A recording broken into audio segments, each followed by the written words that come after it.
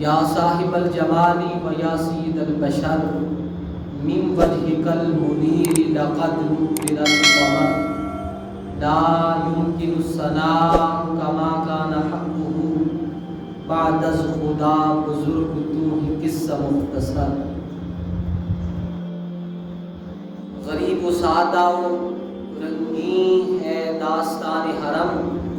ابتدا اس کی اسماعیل ہے اور انتہا ہے حسین. بے قدر کود پڑا آتش نمرود میں عشق، عقل ہے محو تماشا لب بام ابھی. اللہ تبارک و تعالیٰ کی حمد و ثنا کے بعد آقا دو عالم فخر دو عالم امام الانبیاء حضرت محمد مصطفیٰ صلی اللہ تعالی علیہ وآلہ وسلم کی ذات اقدس پر بشمار لاتعداد ہدیہ درود و سلام، محبت، عقیدت و احترام پیش کرنے کے بعد چوتھا پارہ ایک آیت کریمہ کا مختصر سا حصہ تلاوت کرنے کا ثواب حاصل کیا. اللہ تبارک و تعالیٰ کی حضور دعا ہے کہ اللہ رب العزت ہم سب کو اور کل عالم اسلام کو قرآن و سنت کے مطابق عمل کرنے کی توفیق عطا فرمائے. پوری آقا صلی اللہ علیہ وآلہ وسلم کی امت کی بے حساب بخشش اور مغفرت فرمائے. ہمیں بھی اللہ تعالیٰ زندہ رکھے تو اسلام پر، موت دے تو ایمان پر، خاتمہ ہم سب کا بالخیر فرمائے. تلاوت کردہ آیت، کیونکہ یہ ذوالحج کا مہینہ مبارک محترم مقدس مہینہ ہے، اس ذوالحج کی 10ویں تاریخ کو وہ عظیم قربانی کی یادگار ہے جس میں حضرت سیدنا ابراہیم خلیل اللہ علیہ السلام نے اپنے لخت جگر، اپنے فرزند ارجمند حضرت سیدنا اسماعیل علیہ السلام کی قربانی کو اللہ کی راہ میں پیش کر دیا. عظیم قربانی کی یاد دلاتی ہے 10 ذوالحج کی تاریخ، اور یہ اتوار کو بن رہی ہے. تو جمعے کا موضوع آج کا جو میرا عنوان ہے وہ ہے حقیقت حج. کہ حج کرنے کی حقیقت کیا ہے. اس آیت میں فرمایا وَلِلَّهِ عَلَى النَّاسِ حِجُّ الْبَيْتِ، اور لوگوں کے لیے اللہ کے گھر کا حج کرنا فرض کر دیا گیا. من استطاع الیہ سبیلا، فرض ان لوگوں پر ہے جو صاحب استطاعت ہیں، جو صاحب ثروت ہیں، جو صاحب مال ہیں. من استطاع، استطاعت سے ہے، یعنی جو صاحب ثروت ہیں، صاحب استطاعت ہیں، ان کے لیے پھر اللہ کے گھر کا حج کرنا فرض ہے. ومن کفر، اور جو کوئی اس بات سے انکار کرے، کفر انکار سے ہے، انکار کسی بھی اسلام کے عمل کا انکار کر دے تو حالت کفر میں بندہ چلا جاتا ہے، تو انکار ہی کفر سے. فرمایا ومن کفر، جو کوئی اس بات سے اگر انکار کرے جس کا حکم اللہ دے رہا ہے، پھر کیا فرمایا فَإِنَّ اللَّهَ، بے شک اللہ غنی، وہ غنی ہے، وہ بے نیاز ہے، ان تمام باتوں سے بے نیاز ہے. غنی عن العالمین. اس آیت پاک کا تفصیلی ترجمہ یہ ہے کہ لوگوں کے لیے اللہ کے گھر کا حج فرض کر دیا گیا ہے، اور جو اس بات سے انکار کرے جس کا حکم اللہ نے دیا ہے، تو پھر اللہ کی ذات بے نیاز ہے جو عالمین کا رب ہے. فَإِنَّ اللَّهَ غَنِيٌّ عَنِ الْعَالَمِينَ. اللہ فرما رہے ہیں کہ میری ذات بے نیاز ہے، جو کہ میں العالمین کا مالک و مولا، عالمین کا رب، عالمین عالم کی جمع ہے، یعنی اللہ تعالیٰ نے 18,000 مخلوقات بنائی ہے، تو چونکہ وہ عالمین کا رب ہے، وہ فرما رہا ہے کہ صاحب استطاعت پر میں نے اپنے گھر کا حج کرنا، بیت اللہ شریف کا، خانہ کعبہ شریف کا حج کرنا، جو صاحب استطاعت ہے، صاحب مال ہے، صاحب ثروت ہے، وہ سال بھر میں ایک مرتبہ میرے حج کا، میرے گھر کا حج ضرور کرے، جو صاحب استطاعت ہے۔ فَإِنَّ اللَّهَ غَنِيٌّ عَنِ الْعَالَمِينَ، اگر وہ اس بات سے روگردانی بھی کرے، منحرف ہو جائے، ہٹ جائے، انکاری ہو جائے، تو اللہ فرماتا فَإِنَّ اللَّهَ، بے شک میری ذات، غنی غنی ہے، میری ذات بے نیاز ہے، تمام کاموں سے، تمام امور سے بے نیاز ذات ہے۔ غنی عن العالمین، کہ تمام عالمین بھی خلق کیے میری وجہ سے، میں نے تخلیق کیا ہے۔ تو دیکھیں، چونکہ یہ ذو الحج کا مہینہ ہے اور یہ رکن اسلام میں سے ہے، کلمہ، نماز، روزہ، حج اور زکوٰۃ۔ حج ارکان اسلام میں سے ہے، یہ اسلام کا رکن ہے اور رکن عظیم ہے۔ اللہ قرآن میں فرما رہا ہے، جس بات کی نص قرآنی ہو، قرآن حکم دے، اس کے کرنے کا جب قرآنی حکم آ جائے تو مسلمان اس کو سر خم تسلیم کرتا ہے، اس کو دل و جان سے مانتا ہے، دل و جان سے اس کو پورا کرنے کی کوشش کرتا ہے۔ کیونکہ مسلمانوں کے لیے فرمایا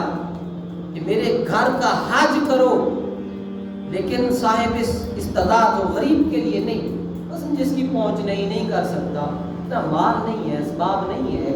ان کے لیے نہیں، بلکہ من استطاع، صاحب استطاعت کو اللہ حکم دے رہا ہے، جو صاحب ثروت، صاحب مال اور صاحب استطاعت ہے، تو پھر ایسے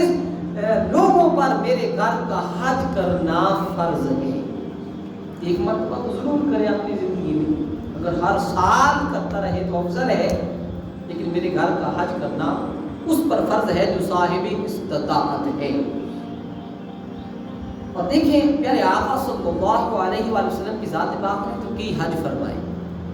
اور جو آخری حج فرمایا، جس میں پھر صحابہ کرام رضوان اللہ تعالی علیہم اجمعین کو ارشاد فرما رہے تھے کہ لوگوں، اے میرے صحابہ،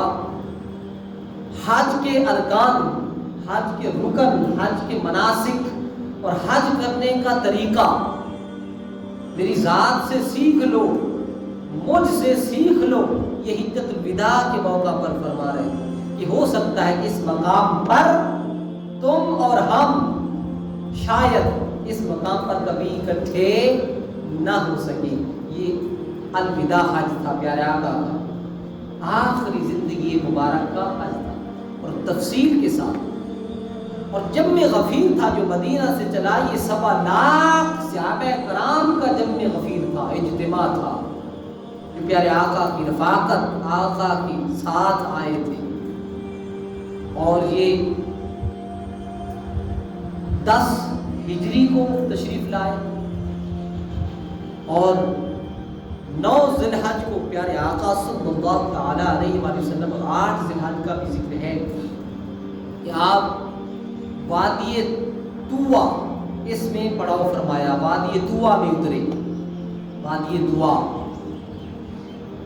اور پھر 9 ذی الحج کو پیارے آقا صلی اللہ علیہ وسلم کی ذات پاک یہ بیت اللہ شریف کے اندر آئے اور باقاعدہ حج کرنے کا آغاز فرما دیا۔ پیارے آقا جب تشریف لائے بیت اللہ شریف میں،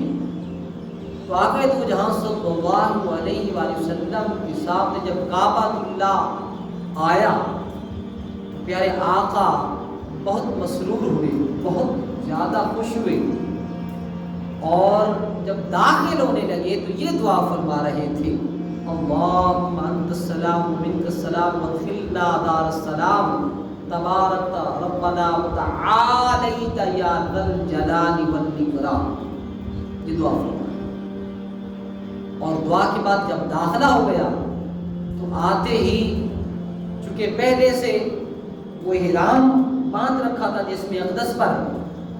تو طواف کعبہ کرنا شروع فرما دیا۔ میرے آقا نے کعبۃ اللہ کا طواف کرنا شروع فرما دیا۔ پہلے 3 چکر لگائے اور 3 چکروں میں آہستہ آہستہ جلدی جلدی قدم اٹھائے اور چھوٹے چھوٹے قدم اٹھائے، یعنی 3 چکروں میں رمل فرمایا۔ یہ پہلے جو 3 چکر لگائے نا کعبۃ اللہ کی، طواف کعبہ کر رہے تھے تو چھوٹے چھوٹے قدم اٹھا رہے تھے اور جلدی جلدی اٹھا رہے تھے، جلدی جلدی چل رہے تھے۔ یہ 3 چکروں میں ایسا فرمایا، رمل فرمایا۔ اور باقی 4 جو آخری چکر تھے وہ عام چلنے کی صورت میں پیارے آقا نے طواف کعبہ فرمایا۔ اور جب طواف فرما رہے تھے تو حجر اسود کے جب قریب آتے یا رکن یمانی کے قریب آتے تو پیارے آقا یہ دعا پڑھتے، ربنا آتنا فی الدنیا حسنۃ وفی الآخرۃ حسنۃ وقنا عذاب النار۔ جب چکر لگاتے، جب حجر اسود آتا، وہ چونکہ کعبۃ اللہ کی دیوار دروازہ شریف کے قریب دیوار میں نصب ہے اور خود آقا نے نصب فرمایا تھا، یہ قریش کا مطالبہ تھا کہ اس پتھر کو جو جنت سے آیا تھا، یہ جنتی پتھر ہے، جب آیا تھا تو اس کا رنگ بالکل سفید تھا، بلیک نہیں تھا، کالا نہیں تھا، بلکہ سفید رنگ کا تھا، دودھ جیسا، اس سے بھی زیادہ نکھرا ہوا۔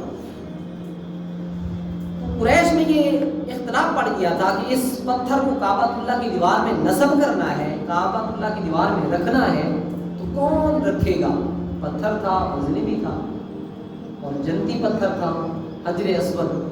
اسود سیاہ کو بھی کہتے ہیں،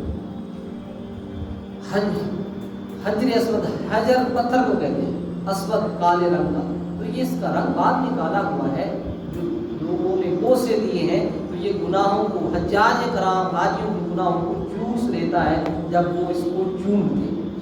تو پہلے اس کا رنگ سفید تھا۔ تو یہ مطالبہ ہوا کہ جو کعبۃ اللہ میں صبح سب سے پہلے کعبہ شریف میں داخل ہوگا، جو شخص، جو بندہ، اس کے ذمے یہ کام ہوگا کہ وہ اس پتھر کو اٹھا کر کعبہ کی دیوار میں نصب کر دے گا۔ فیصلہ ہو گیا قریش، خاندان قریش میں کیا برکات ہے میرے آقا کی۔ تو سب سے پہلے آقا دو جہاں، امام الانبیاء، فخر دو جہاں، احمد مجتبیٰ، حضور امام الانبیاء صلی اللہ تعالی علیہ وآلہ وسلم کی ذات پاک تشریف لے آئے کعبۃ اللہ میں۔ سب سے پہلے ابھی کوئی شخص، کوئی آدمی کعبہ شریف میں آیا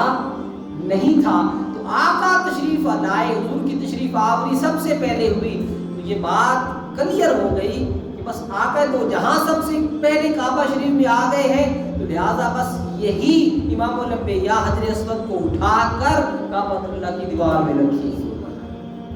تو کیا ہوا؟ یہ کپڑا بچھایا گیا، تو اس کے اوپر یہ رکھا گیا اور چاروں کونوں اور نکروں سے پکڑ کر میرے آقا خود، باقی احباب کو بھی بلایا اور ایک نکر میرے آقا نے بسم اللہ شریف پڑھ کر میرے آقا نے اس پتھر کو اٹھایا، اٹھا کر کعبۃ اللہ کی دیوار میں نصب کر، کعبۃ اللہ کی دیوار میں رکھ دیا۔ یہ جنتی پتھر، جنت سے آیا ہو پتھر، جب یہ آقا نے نصب کیا تھا، آج بھی نصب ہے۔ تو جب کعبۃ اللہ میں طواف فرما رہے تھے پیارے آقا، تو جب حجر اسود کے قریب آتے تو حجر اسود کو بوسہ دیتے، مبارک لبوں سے چوم لے۔ اور مسلمان بھائیوں، بڑی ایمان افروز بات ہے، جب پیارے آقا ارادہ فرماتے کہ میں حجر اسود کو چوموں، حجر اسود کو بوسہ دوں، تو پھر کیا ہوتا؟ حجر اسود خود کعبۃ اللہ کی دیوار میں متحرک ہونا شروع ہو جاتا، حرکت کرنے لگ جاتا، اور آقا آگے چہرہ انور کرتے تو یہ حجر اسود خود پڑھ کر آقا کی مبارک قدموں کو چوم لیتا، مبارک لبوں کو چوم لیتا تھا۔ آقا کے وہ لب اور وہ ہونٹ جس کا ذکر قرآن میں اللہ نے فرمایا، تو خود حجر اسود پڑھ کر پیارے آقا کے مبارک لبوں کو بوسہ دے کر چوم لیتا تھا۔ تو ہر چکر میں جب حجر اسود اور رکن یمانی کے قریب آتے تو یہ دعا پڑھتے ربنا آتنا فی الدنیا حسنۃ وفی الآخرۃ حسنۃ وقنا عذاب النار، اور ساتھ حجر اسود کو بوسہ دے دیتے۔ جب بوسہ دینے کا ارادہ فرماتے تو خدا کی عزت کی قسم پتھر ہو کر وہ حجر اسود پڑھ کر خدا آقا کے مبارک لبوں کو چھوڑ دیتا اور پیارے آقا کے مبارک لبوں کو بوسہ دے لیتا۔ اس کے بعد جب 7 چکر لگا لیے طواف کعبہ پیارے آقا نے فرما لیا، پہلے 3 چکر لگائے، جلدی جلدی قدم اٹھائے اور چھوٹے چھوٹے قدم اٹھائے، اور آخری 4 چکروں میں عام چلنے کی صورت میں وہ طواف فرمایا۔ اس کے بعد جب آپ طواف کعبہ سے فارغ ہو گئے تو پھر آپ مقام ابراہیم پر تشریف لے آئے،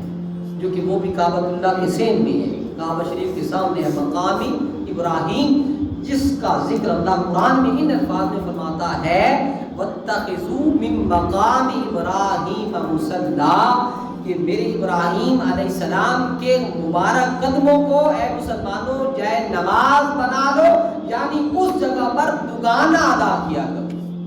دگانا نفل پہ پڑھا کرو۔ یہ اللہ قرآن جو دے رہا وَاتَّخِذُوا مِن مقام، پہلا پارا مِن مقام إِبْرَاهِيمَ مُصَلًّى، اللہ فرماتا ہے جو میرے پیارے خلیل اللہ ابراہیم علیہ السلام کے مبارک قدم ہے اس مقام ابراہیم پر دگانا پڑا کرو۔ مولا کیا حکمت ہے؟ اللہ نے فرمایا ایک نہیں کئی حکمتیں ہیں۔ ایک تو یہ کہ اس پتھر پر میرے پیارے ابراہیم و اسماعیل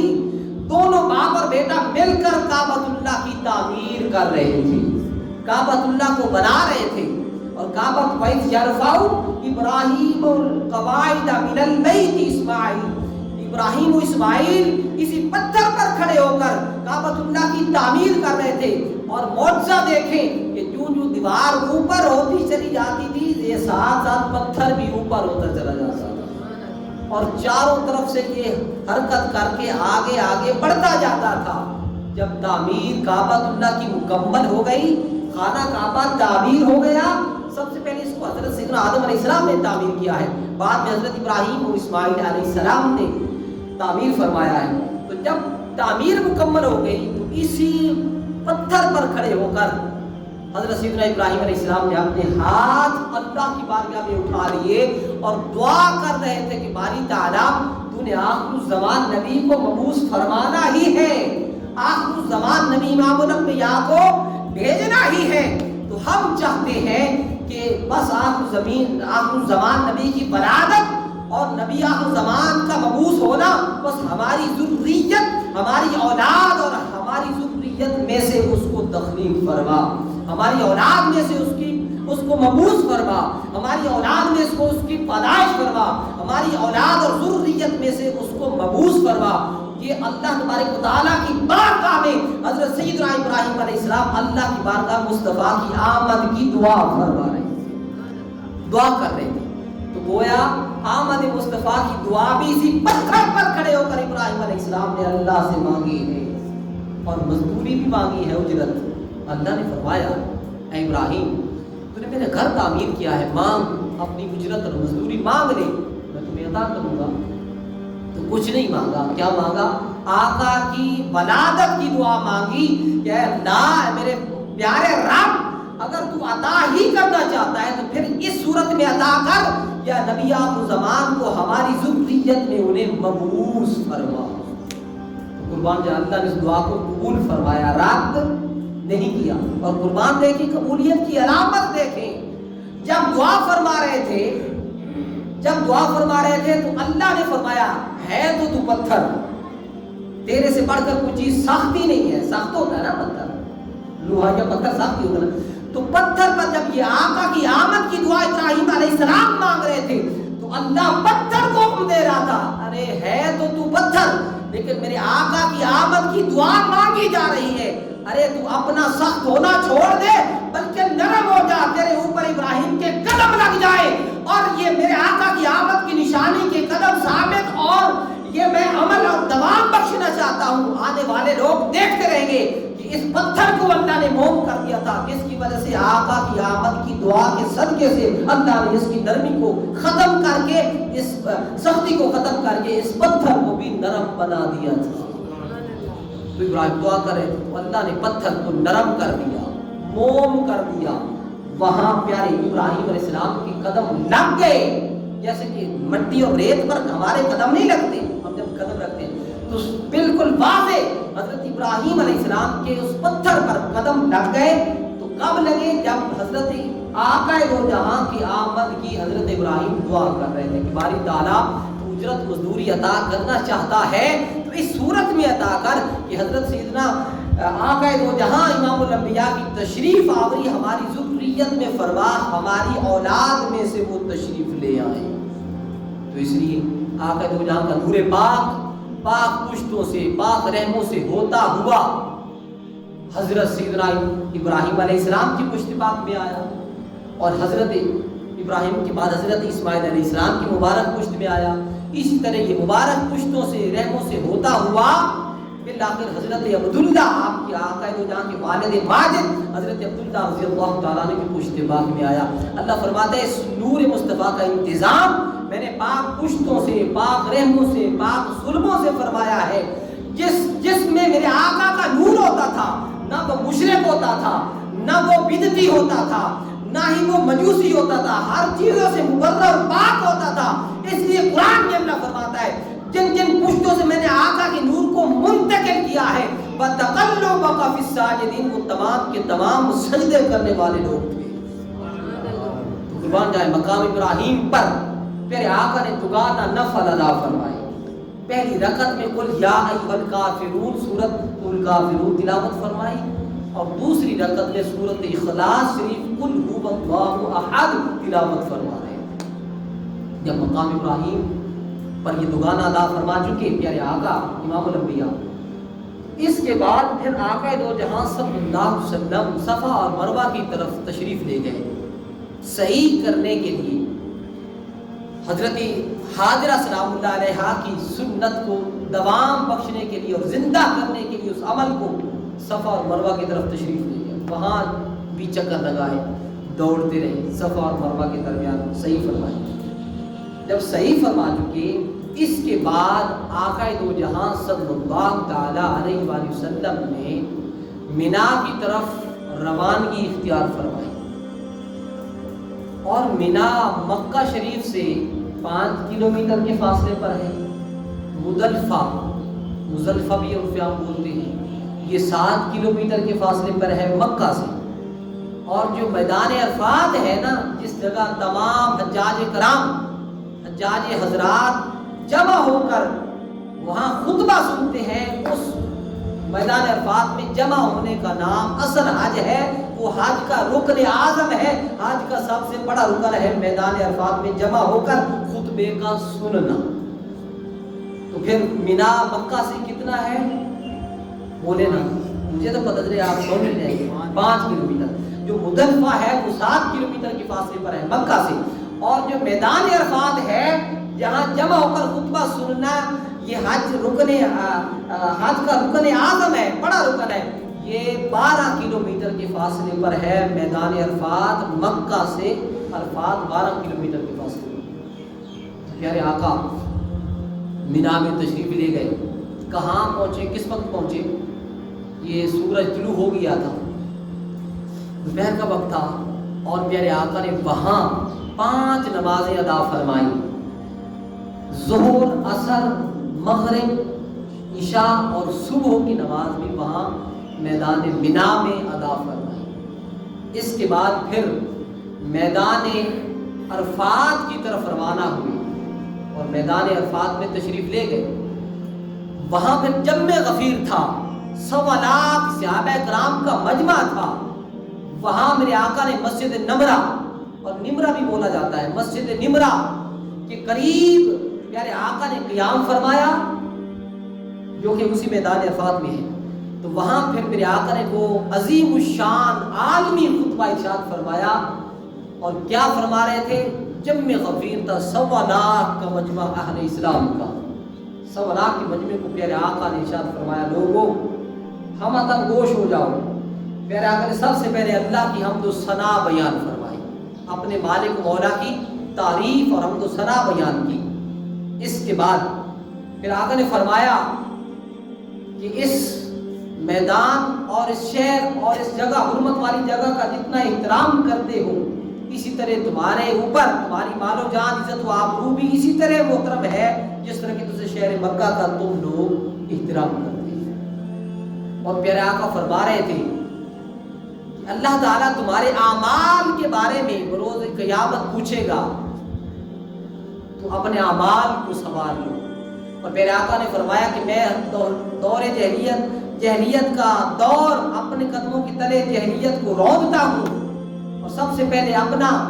ابن ربیعہ ابن حارث کا خون معاف کرتا ہوں، اور دور جہلیت کے تمام دور جتنے بھی پہلے گزر چکے ہیں، تمام کی تمام دور جہلیت کو میں اپنے پاؤں کے تلے روندا ہوں، یعنی جہلیت کو ختم کرتے ہیں۔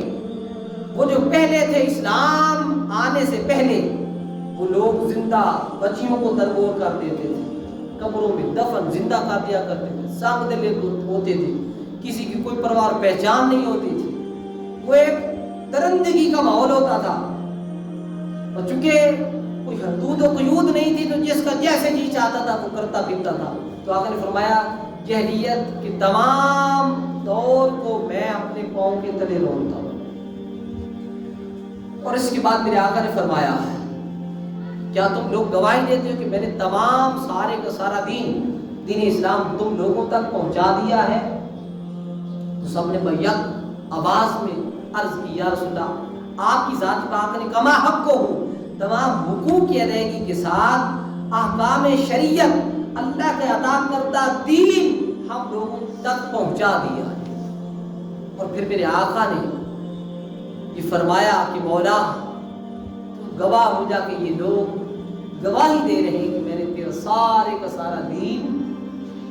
تیرے بندوں تک پہنچا دیا۔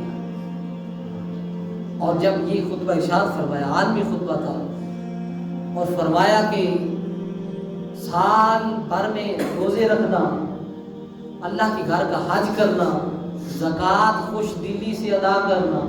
یہ نہ ہو کہ مال اتنا جمع ہو جائے اور تمہارا دل نہ کرے کہ میں زکوٰۃ ادا کرنا۔ تو مال کو پاک کرنے کے لیے پیارے آقا فرما رہے تھے خوش دلی سے سال بھر میں، جس میں فرمایا کہ 7.5 تولے سونا کی قیمت یا نقدی صورت، یا اس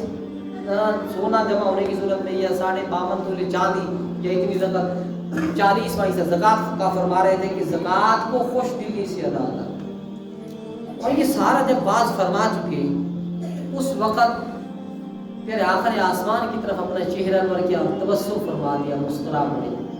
اور فرما رہے تھے عرض کے باری تعالیٰ میں نے تیرا دین تیرے بندوں تک پہنچا دیا۔ اور پیارے آقا فرما رہے تھے کہ بروز قیامت اللہ میری بابا تمہارے سے پوچھے گا تم سے، تو کیا جواب دو گے؟ تو سب نے کہا یا رسول اللہ ہم یہی جواب دیں گے اللہ کے حضور کہ تیرے لجپال نبی نے ہم لوگوں تک مولا تیرا سارے کا سارا دین پہنچا دیا۔ جب یہ سارا بیان کر چکے، اس وقت اللہ تعالیٰ نے ابراہیم علیہ السلام کو یہ آیت دے کر اتار دیا، فرمایا کہ الیوم اکملت لکم دینکم واتممت علیکم نعمتی ورضیت لکم الاسلام دینا، جس میں اللہ یہ حکم دے رہا ہے اس آیت میں کہ آج میں نے تمہارا دین تمہارے لیے مکمل کر دیا ہے اور تم پر اپنی نعمت کو پورا کر دیا ہے، اور میرے حضور میرے آقا تمہاری خاطر میں نے تمہارے دین اسلام کو پسند بھی فرما دیا ہے۔ فرمایا کہ میں نے تمہارے دین کو آج کے دن مکمل بھی کر دیا، تمہارے اوپر اپنی نعمت کو پورا بھی فرما دیا، اور تمہاری خاطر محبوب دین اسلام کو پسند، تو یہ آیت اتری اور دین کو مکمل کر دیا۔ اس کے بعد پیارے آقا میدان عرفات میں خطبہ ارشاد فرمایا، اور قصوہ نامی اونٹنی پر سوار تھے، آپ کی اونٹنی کا نام قصوہ تھا، اس پر کھڑے ہو کر پیارے آقا خطبہ مبارک حج اکبر کا ارشاد فرما رہے تھے، اور 1.25 لاکھ کا مجمع تھا، ایک جمع غفیر تھا، ایک دیدنی ماحول تھا۔ ارے وہ ماحول دیکھنے والا تھا، وہ کیسا ماحول ہوگا جس کے امام خود آقا دو جہاں ہوں، اور پیارے آقا خطبہ ارشاد فرما رہے ہیں، اور سننے والے کون ہوں؟ جن کو صحابہ کرام کہا جاتا ہے۔ پھر آپ نے اس کے بعد مزدلفہ کی طرف روانگی اختیار فرمائی، اور میدان عرفات میں یہ 2 نمازیں ملا کر پڑھی، मिना में भी 2 मिलाकर पढ़ी, जोहर और असर, और अरफात में मगरिब और इशा मिलाकर पढ़ी। इसके बाद फिर मुजल्फा की तरफ रवाना हुए। जब मुजल्फा में पहुंचे तो वहां 3 शयातीन हैं जो उनके निशानात बने हुए हैं, आज भी हैं।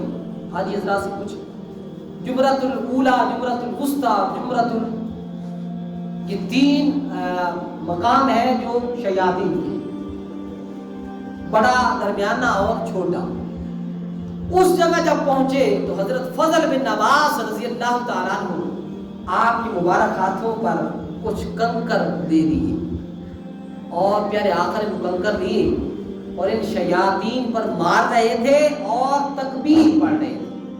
तकबीरों को भी पढ़ रहे थे और शयातीन को कंकर मार रहे थे। ये कंकर मारना भी प्यारे आका की सुन्नत है और ये भी रुकने हज में से एक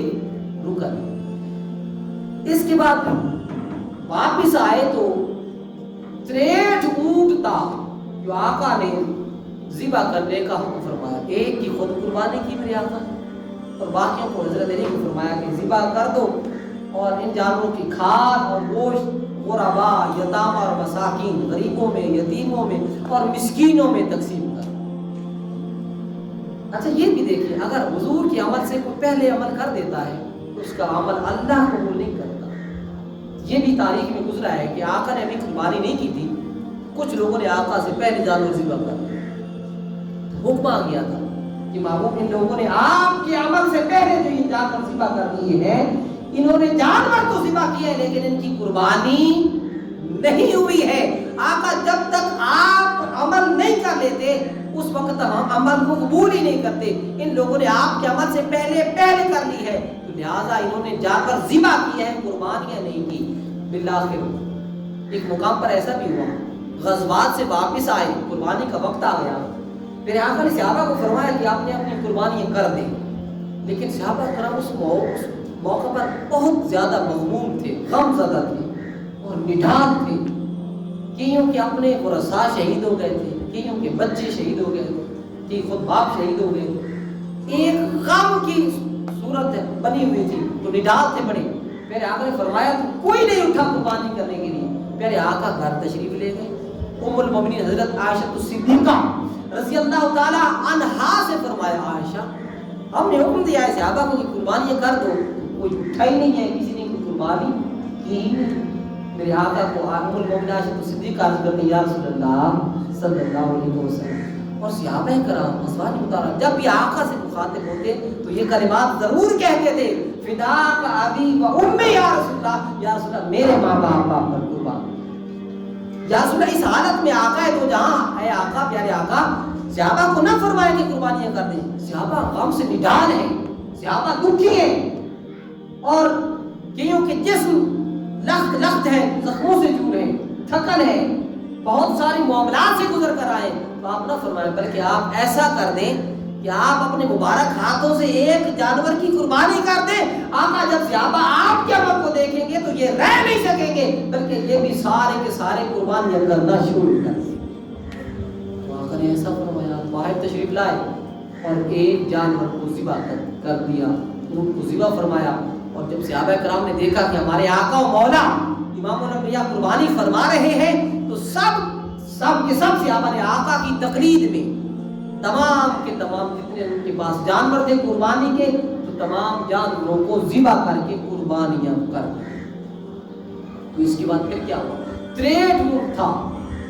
कुर्बानी का और आपकी उम्र मुबारक भी 63 वर्ष है। तो हर साल का एक प्यारे आका ने आखिरी आज जो फरमाया ना, हज वदा आखिरी आज, तो एक खुद आप ज़िबा फरमाया जानवर पहला और बाकी हजरत अली बाग से फरमाया कि ज़िबा करवा दें या कर दें और इनका गोश्त खाल और सारा गरीबों, यतीमों और मिस्कीनों जो हकदार हैं, नादार लोग हैं, उनको पहले दिया जाए ताकि हर कोई इस जो है वसूल कर ले और कुर्बानी का गोश्त खाए। इसके बाद प्यारे आका ने फिर कुर्बानी का जानवर ज़िबा करने के बाद प्यारे आका हजामत मुबारक बनवाने के लिए, बल्कि आपके सहाबी थे हजरत मोहम्मद बिन अब्दुल्ला इनका नाम है, ये हजाम थे। तो कितना खुश नसीब था वो शख्स भी जो आका की मुबारक हजामत बनाते थे, कुर्बान जाए। तो تو آقا نے جب قربانی کر دی تو قربانی کے بعد پھر حجامت مبارک بنوائی اور بال مبارک کرشوائے، اور وہ حضرت محمد بن عبداللہ آ گئے پیارے آقا نے ان سے، اور قربان جان جب آپ حجامت مبارک بنوا رہے تھے، اہل تفسیر نے لکھا ہے، سید العالم نے بھی ہے اور مختلف مفسرین کرام نے لکھا اس منظر کو کہ سب کے سب صحابہ جمع ہو گئے اور آقا کا ایک منہ مبارک، آقا کا ایک بال مبارک بھی صحابہ زمین پر گرنے نہیں دیتے تھے، بلکہ جو ہی آقا کی مبارک جس میں اقدس سے جدا ہوتا، صحابہ یا ہاتھوں پر لے لیتے یا جھولی میں لے لیتے یا کپڑے میں لے لیتے یا اپنے مبارک منہ اور آنکھوں میں لے لیتے یا اپنے بالوں میں سمو لیتے، یعنی آقا کا ایک منہ مبارک بھی صحابہ نیچے نہیں گرنے دے رہے تھے۔ یہ خود حضرت محمد بن عبداللہ جو آپ کے حجام تھے پیارے آقا کے، وہ بیان کرتے اس منظر کو کہ میں تو آپ پیارے آقا کی حجامت مبارک بنا رہا تھا، لیکن باقی صحابہ پیارے آقا کے مبارک بالوں کو وصول کر رہے تھے حصول برکت کے لیے، سب کے سب ایسا ماحول بن گیا تھا کہ یہ شاید جگڑ نہ جائیں، ایک دوسرے سے جھگڑا نہ کرنے لگ جائیں، کوئی ایک وصول کرتا تو آقا کے دو مبارک بالوں کو وصول کرتا، یہ حال تھا۔ اس کے بعد پھر مزدلفہ میں تشریف لائے حجامت مبارک بنوانے کے بعد، اور وہاں جمرۃ الوسطیٰ، جمرۃ الاولیٰ، اور یہ 3 شیاطین کو پھر میرے آقا نے کنکر مارے اور تکبیریں پڑھ رہے تھے۔ تو اس کے بعد پھر پیارے آقا نے وہ اس خطبے پر فرما دیا تھا عید الوداع کے موقع پر، صحابہ میں قیاس کر رہا ہوں، مجھے لگتا ہے کہ اس مقام پر ہم دوبارہ کبھی جمع نہیں ہو سکیں گے۔ تو حضرت فضل بن عباس کو اور باقی صحابہ کرام کو، حضرت بلال حبشی بھی تھے، سب صحابہ تھے، سب کو فرما رہے تھے کہ مجھ سے مناسک کے حج سیکھ لو، حج کے رکن سیکھ لو، حج کرنے کا طریقہ، حج کرنے کا انداز مجھ مصطفیٰ سے سیکھ لو۔ میں خیال کرتا ہوں کہ شاید اس مقام پر اور انہی جگہوں میں دوبارہ ہم کبھی مل نہیں سکیں گے۔ یہ آقا کا زندگی مبارک کا آخری حج تھا، اور اس کے بعد پھر پیارے آقا کا وصال پاک ہو گیا۔ تو ایک مسئلہ سماعت فرما رہے ہیں، اس کے بعد پھر میں ختم کرتا ہوں۔ قربانی کے جانوروں کی عمریں، جو اونٹ ہے وہ 5 سال کا ہونا چاہیے، گائے 2 سال کی، اسی طرح بھینس بھی 2 سال کی، جو بکرا ہے وہ 1 سال کا ہونا چاہیے، جو دمبا ہے بھیڑ کا بچہ وہ 6 ماہ کا ہونا چاہیے، اگر زیادہ ہے تو افضل ہے، لیکن میرے آقا فرماتے ہیں جانور، قربانی کا جانور بے عیب ہونا ضروری ہے، اس میں کسی قسم کا عیب نہ ہو، یہاں تک کہ اس کا کان بھی درست ہو، کان بھی ٹھیک ہو، اس کے سینگ بھی ٹھیک ہو، دم بھی ٹھیک ہو، یعنی ہر لحاظ سے دیکھنے میں وہ موٹا تازہ نظر آئے، جب بھی کوئی دیکھے تو وہ اس کو بھلا لگے، اچھا لگے۔ تو ایسے جانوروں کی قربانیاں کیا کرو۔ اللہ فرماتا ہے میں تو نہ تمہارے گوشت کی ہمیں ضرورت ہے اور نہ ہی تمہارے خون کی ضرورت ہے، وَلَٰكِن جَنَالُهُ التَّقْوَىٰ، اللہ فرماتا ہے میں تو تمہارے تقوی کا منتظر رہتا ہوں، کتنا کو پرہیزگاری میری بارگاہ میں لے کر آتا ہے، کتنا کو پرہیزگار ہو کر آتا ہے، تمہارے تقوی اور پرہیزگاری کی مجھے ضرورت ہوتی ہے۔ تو اس لیے جتنی عاجزی اور انکساری کے ساتھ قربانی کریں گے تو پھر وہ اللہ کی بارگاہ میں قبول ہوگی، وہ تو نیتوں کو جاننے والا ہے۔ تو جانور کو بائیں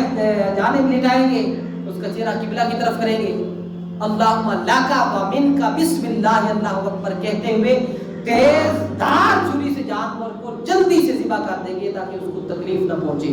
اور میرے آقا نے تو اتنا فرمایا کہ تسبیحات کا پڑھنا ضروری ہے، انی وجہت وجہی للذی فطر السماوات والارض حنیفا وما انا من المشرکین ان صلاتی و نسکی و محیای و مماتی للہ رب العالمین اللہم لکا و منکا بسم اللہ اللہ اکبر۔ تو یہ پڑھ کر جانور کو تیز چھری سے ذبح کر دیں اور اس کی کھال اور رسی یہ صدقہ کر دیں، مدرسہ میں دے دیں، یتیم غریب مسکین جن کے وسائل نہیں ہے روزی کے ان کو بھی دے سکتا ہے، کسی نیک اور اچھے کام میں لگا سکتا ہے۔ اور 3 حصے کرے گوشت کے، 1 خود رکھے، 2 دوسرا رشتہ داروں میں، احباب میں، اور تیسرا جو ہے وہ باقی تمام عام سارے لوگوں میں تقسیم کر سکتا ہے۔ تو دعا کرتے ہیں کہ اللہ تعالیٰ میری حاضری قبول فرمائے اور ہماری سب جو جتنے عالم اسلام میں قربانی کریں اللہ تعالیٰ تمام کی قربانی کو قبول فرمائے، آمین۔ وآخر دعوانا